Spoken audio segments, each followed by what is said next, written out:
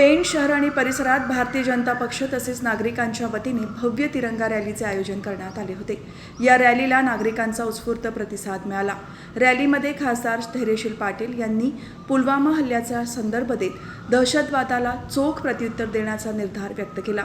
या रॅलीत खासदार धैर्यशील पाटील, आमदार रविशेठ पाटील, माजी नगराध्यक्ष प्रीतम पाटील, माजी गटनेते अनिरुद्ध पाटील, जिल्हा परिषदेच्या माजी अध्यक्षा निलिमाताई पाटील, माजी सभापती आस्वाद पाटील, चित्रा पाटील, युवा नेते ललित पाटील, पाली नगराध्यक्ष गीता पालरेचा, भाजप जिल्हा चिटणीस मिलिंद पाटील, माजी उपनगराध्यक्ष वैशाली कडू, मंगेश नेने, माजी नगरसेविका शहनाज मुजावर, राजेश मपारा, बाजार समिती सभापती महादू मानकर, तालुका अध्यक्ष विजय पाटील, माजी नगराध्यक्ष जनार्दन जाधव, माजी उपनगराध्यक्ष दिलीप लाड, प्रकाश रामाणे, अजय क्षीरसागर, प्रभाकर म्हात्रे, विनोद शहा, डी.बी. पाटील, देवता साकोसकर, स्वप्नील म्हात्रे, मुरलीधर भोईर, साकीब मुजावर यांच्यासह अनेक मान्यवर आणि माजी सैनिक सहभागी झाले होते।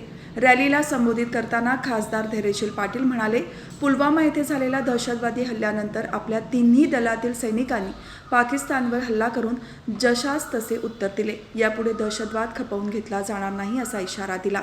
रॅलीची सुरुवात गांधी मंदिर येथील डॉक्टर बाबासाहेब आंबेडकर पुतळ्यासमोर असलेल्या स्वातंत्र्य सैनिकांच्या स्मारकापासून झाली।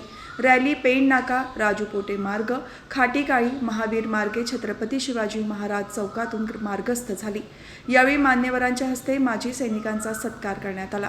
रॅलीच्या मार्गावर नागरिकांनी ठिकठिकाणी पुष्पवृष्टी करून रॅलीचे स्वागत केले। त्यानंतर गांधी मंदिराजवळ रॅलीची सांगता झाली।